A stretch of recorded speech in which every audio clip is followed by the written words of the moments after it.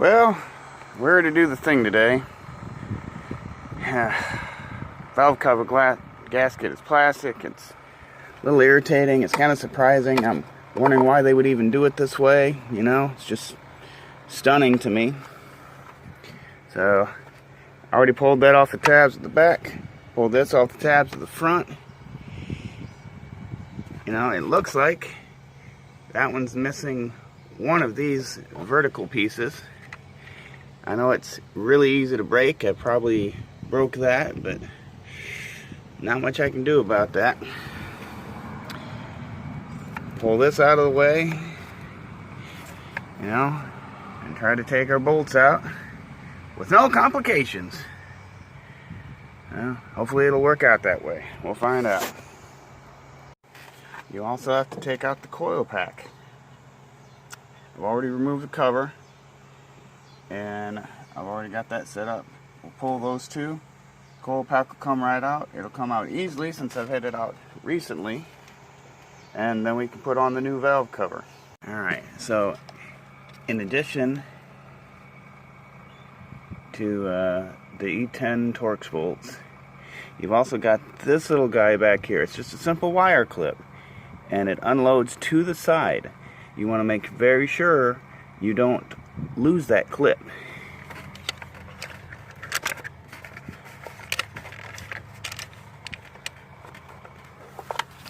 Here, I better do this right-handed, because I'm predominantly right-handed.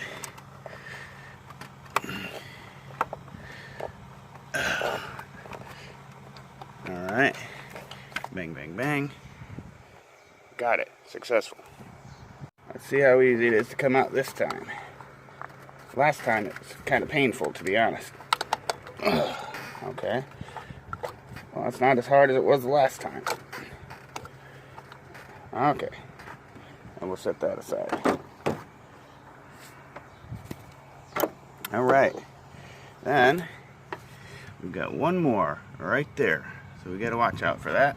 Take that out, and I'll show you how easy it is to come out in just a second.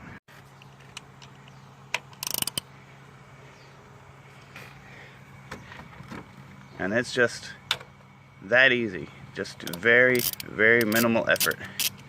You know, they're not in hard. You don't have to monkey grip or farmer grip these things in place.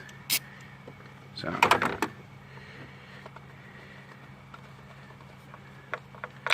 okay, now that should be completely free. Let's find out. One more, hiding out over here. Got to get that guy too. Well, here we have a brand new one. No pressure. So,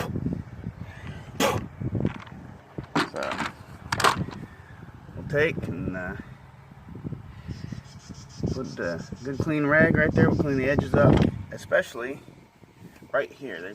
You see there's a little gunky oil.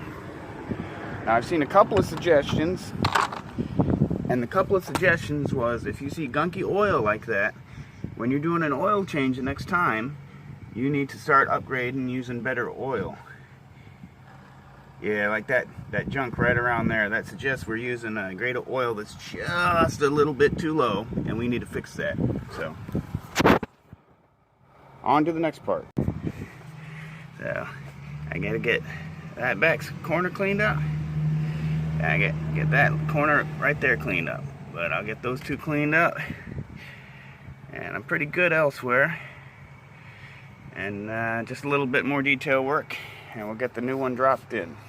Whew. Well, time to fit on the new one, gentlemen. I just hope it fixes all the fucking codes. I'm tired of that rough idling. I'm tired of my wife fussing at me, and I'm tired of the car fussing at me. So, let's cross our fingers and hope for the best. Well, I don't think fucking really fought me wasn't the wires or anything. It was the goddamn dipstick that was trying to get hung up and trying to go into that cylinder cap. So, other than that, pretty solid, pretty easy, not really stressful. So we'll lift this guy up right here. We'll hook this on in the back. We will reconnect. Oh, come on, little guy. There you go. There you go. All right. Is that hard in? Looks like that's as far in as it should go. Alright. Oh my goodness. Gotta tell you folks, this shit is stressful. Oof. Because if you get it wrong, you know, it's only a car, I mean, no big deal. You know, your wife doesn't like walking to work, I'm sure. So, that guy's back in there. Well, there's a fly in the ointment. I can't get this one and this one to thread back in properly, which is really irritating. Very stressful. It'll go in part way and just stop. Block. And since it's in the block, I mean, you can't fuck with it. You can't do anything else with it. You gotta stop. You gotta respect that shit. God only knows how that's gonna get fixed now. But it's always something, man. So, the reason they wouldn't thread in before is because I'm fucking missing the coil pack like a goddamn idiot. You know, doing this shit is stressful, but take your time.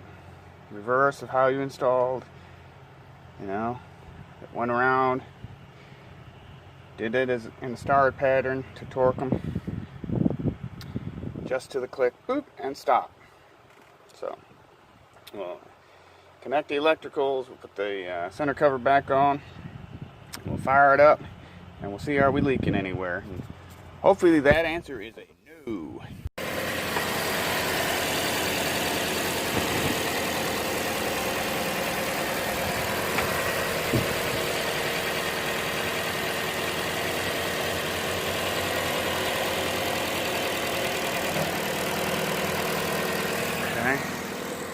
Well, that part looks good.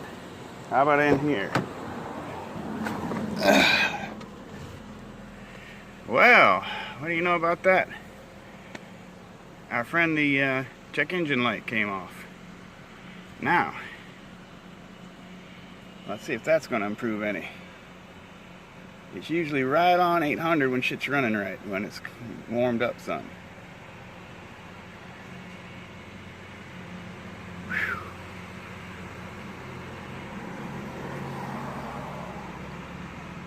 That's looking pretty good.